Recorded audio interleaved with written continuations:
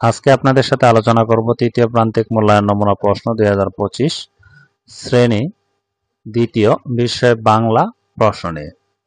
যারা দ্বিতীয় শ্রেণীর ছাত্রছাত্রীদের অভিভাবক আছেন এবং যারা কোচিং অথবা প্রাইভেট টিচার আছেন তাদের জন্য এই প্রশ্নটি খুবই ইম্পর্টেন্ট এবং গুরুত্বপূর্ণ। কারণ এই প্রশ্নটির মাধ্যমে কিন্তু আপনারা আপনাদের দ্বিতীয় শ্রেণীর ছাত্রছাত্রীদের তৃতীয় প্রান্তিক মূল্যায়নের যে প্রিপারেশনটি সেই প্রিপারেশনটি কিন্তু এই প্রশ্নটির মাধ্যমে নেওয়াতে পারবেন। আর এই প্রশ্নটি যদি প্রথম থেকে শেষ পর্যন্ত ভালোভাবে প্র্যাকটিস করান তাহলে কিন্তু তারা তৃতীয় প্রান্তিক মূল্যায়নের সহজেই প্রশ্নগুলো আনসার করতে পারবে। আর প্রশ্ন সম্পর্কে তাদের ধারণা হবে যে প্রশ্নগুলো আসলে কি কি ধরনের প্রশ্ন আসবে এবং কোন প্রশ্নে কি কি মান সে সম্পর্কে কিন্তু ধারণা হবে। অনেক দ্বিতীয় শ্রেণীর অনেক স্টুডেন্ট আছে যারা যে কোনো প্রশ্ন ধরাবেন সবকিছুই বলতেও পারবে এবং লিখতেও পারবে, কিন্তু তারা পরীক্ষায় গিয়ে প্রশ্নগুলো লিখতে পারে না। কারণ হচ্ছে তাদের প্রশ্ন যে পরীক্ষার ভিতরে কিভাবে আনসার করতে হয় সে সম্পর্কে তাদের ধারণা থাকে না এবং প্রশ্নগুলো তাদেরকে প্র্যাকটিস করানো হয় না। এর জন্য কিন্তু তারা প্রশ্নগুলো আনসার করতে পারে না। যদি আপনারা এই প্রশ্নগুলো আপনাদের বাসায় অথবা আপনারা যারা প্রাইভেট অথবা কোচিং করান তারা যদি এই প্রশ্নগুলো আপনারা আমার কাছ থেকে পিডিএফ অথবা এমএস ওয়ার্ড ফাইল নিয়ে যদি আপনারা প্র্যাকটিস করান তাহলে কিন্তু তাদের যে পরীক্ষার ভিতরে যে প্রশ্ন পাওয়ার পর যে তাদের ভিতরে একটা ভয় থাকে সেই ভয়টা কিন্তু কেটে যাবে এবং প্রশ্নগুলো কিভাবে আনসার করবে সে সম্পর্কে তাদের ধারণা হবে এবং কোন কোন জায়গাগুলো ভুল করতেছে সেটাও কিন্তু আপনারা সংশোধন করে দিতে পারবেন। যারা অভিভাবক আছেন এবং যারা টিচার আছেন আমার কাছ থেকে এই প্রশ্নগুলো প্রত্যেকটি প্রশ্ন 30 টাকা খরচের মাধ্যমে আপনারা পিডিএফ অথবা এমএস ওয়ার্ড ফাইল নিয়ে কম্পিউটার দোকান থেকে প্রিন্ট করে আপনারা কিন্তু বাসায় অথবা প্রাইভেট অথবা কোচিংয়ে আপনারা কিন্তু এই প্রশ্নগুলো প্র্যাকটিস করাতে পারেন এবং যত বেশি প্র্যাকটিস করাবেন ততই কিন্তু তাদের যে লেখার যে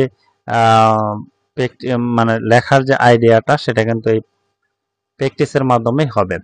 শুধু খালি আপনারা পড়াবেন এবং মুখস্থ করাবেন এবং লিখাবেন তাহলে কিন্তু হবে না, কারণ তাদের প্রশ্নগুলো কিভাবে আসে এবং কিভাবে আনসার করতে হয় সেই টেকনিকটাও কিন্তু তাদেরকে দিতে হবে। যারা অভিভাবক আছেন এবং যারা টিচার আছেন তারা কিন্তু এই প্রশ্নগুলো আমার কাছ থেকে 30 টাকা খরচের মাধ্যমে আপনারা সকল প্রত্যেকটি প্রশ্নই আর কি 30 টাকা খরচের মাধ্যমে নিতে পারবেন। আর যারা নিতে চান তারাই শুধু কমেন্টে যোগাযোগ করবেন, আমি হোয়াটসঅ্যাপ নাম্বার দিয়ে দেবো, সেখানে যোগাযোগের মাধ্যমে কিন্তু আপনারা পিডিএফ অথবা এমএস ওয়ার্ড ফাইলগুলো নিতে পারবেন। আর অনেকেই আছেন যে হোয়াটসঅ্যাপ নাম্বারে আপনারা ফোন দিবেন না, আপনারা সরাসরি এসএমএস এর মাধ্যমে যোগাযোগ করবেন, আপনাদের পিডিএফ অথবা এমএস ওয়ার্ড ফাইলগুলো দিয়ে দেওয়া হবে এবং যারা নেবেন তারাই শুধু নক করবেন। অযথা অনেকেই আছেন যে নক করেন, অনেক কথাবার্তা বলেন যে এটা অনেক কিছুই, এত কথা বলবেন না। শুধু আপনারা যদি নেন তাহলে সরাসরি শুধু বলবেন, আমরা আপনাদের পিডিএফ অথবা এমএস ওয়ার্ড ফাইলগুলো দিয়ে দেব। আপনাদের সাথে একটু প্রশ্নটি শেয়ার করে তাহলে বুঝতে পারবেন যে আসলে প্রশ্নটি কিরকম ইম্পর্টেন্ট এবং গুরুত্বপূর্ণ।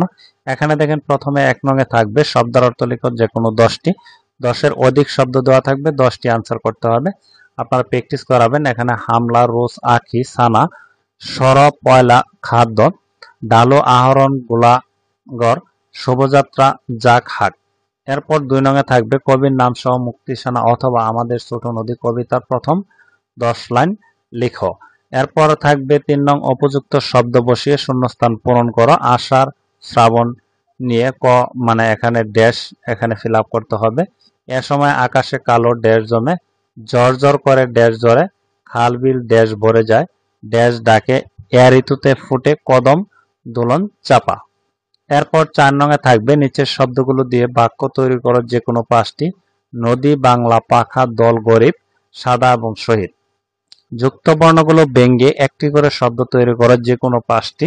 এখানে যুক্ত বর্ণগুলো ব্যঙ্গে একটি করে শব্দ তৈরি করতে হবে। নিচের যে কোনো 5টি প্রশ্নের উত্তর দাও। কাশবন দেখতে কেমন?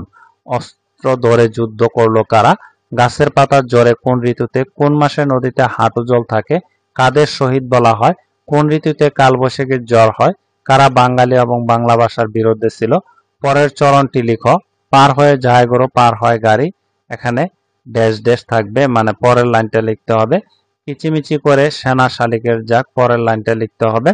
এরপর রয়েছে কি যে প্রজাপতি প্রজাপতি কোথায় পেলে ভাই, এরপরের লাইন ধন্যবাদ ধন্য সবাই ধন্য, অস্ত্র ধরে যুদ্ধ করে, এরপরের লাইন লিখতে হবে ধরলে যারা জীবন বাজি, পরের লাইনটা লিখতে হবে। এরপর 8 নং এ থাকবে বিরাম চিহ্ন বসাও, এখানে বিরাম চিহ্নগুলো ব্যবহার করতে হবে। এরকম ড্যাশও দেওয়া থাকতে পারে, নাও দেওয়া থাকতে পারে, এটা কোনো কথা না। এভাবে প্রশ্নগুলো থাকবে, এভাবে আনসারগুলো করতে হবে। এরপর 9 নং এ থাকবে প্রিয় ঋতু অথবা মুক্তিযুদ্ধ সম্পর্কে 5টি বাক্য লেখো, 10 নম্বর। এরপর বাম পাশের বাক্যাংশের সাথে ডান পাশের বাক্যাংশ মিল করো। বাম পাশে কিছু বাক্যাংশ দেওয়া থাকবে, ডান পাশে কিছু বাক্যাংশ দেওয়া থাকবে। ডান পাশের বাক্যাংশগুলোর সাথে ডান পাশের বাক্যাংশগুলো মিল করতে হবে। এখানে 10 নাম্বার। এই ছিল যে দ্বিতীয় শ্রেণীর যে বাংলা নমুনা প্রশ্নটি, সেটি আপনাদের সাথে শেয়ার করলাম। এই প্রশ্নটি যদি আপনারা পিডিএফ অথবা এমএস ওয়ার্ড ফাইলগুলো নিয়ে যদি বাসায় অথবা প্রাইভেট কোচিং এ আপনারা প্র্যাকটিস করান, তাহলে আমি মনে করি যে তাদের যে পরীক্ষাগুলোতে আনসার করার যে টেকনিকটা এবং কিভাবে প্রশ্নগুলো আনসার করতে হবে এবং তাদের ভিতরে যে ভয়টা থাকে সেগুলো কিন্তু তাদের কেটে যাবে। আশা করি এই প্রশ্নগুলো তাদের অনেক উপকারে আসবে। আর ভিডিওটি যদি ভালো লাগে তাহলে অবশ্যই একটি লাইক এবং কমেন্টে আপনাদের মতামত জানাবেন, তাহলে কিন্তু আমাদের আপনাদের জন্য ভিডিও বানানোর যে আগ্রহটা সেটা কিন্তু অনেকাংশে বেড়ে যায়। আর যারা পিডিএফ অথবা এমএস ওয়ার্ড ফাইল নিতে চান, প্রত্যেকটি প্রশ্ন 30 টাকা খরচের মাধ্যমে নিতে পারবেন। আপনারা কমেন্টে যোগাযোগ করবেন, আমি হোয়াটসঅ্যাপ নাম্বার দিয়ে দেবো, সেখানে যোগাযোগের মাধ্যমে কিন্তু নিতে পারবেন। এবং অন্যান্য বিষয়ের যে ভিডিওগুলো আছে সেই ভিডিওগুলো এই ভিডিওর আই বাটন অথবা প্লে লিস্টে গিয়ে আপনারা দেখে নিতে পারবেন। আর আপনাদের পরিচিত যারা আছে তাদেরকে এই ভিডিওটি শেয়ার করবেন, যাতে তারা ওই ভিডিওটি দেখে উপকৃত হয়। আজকের মতো ভিডিওটি এ পর্যন্তই। ভালো থাকবেন, সুস্থ থাকবেন, আল্লাহ হাফেজ।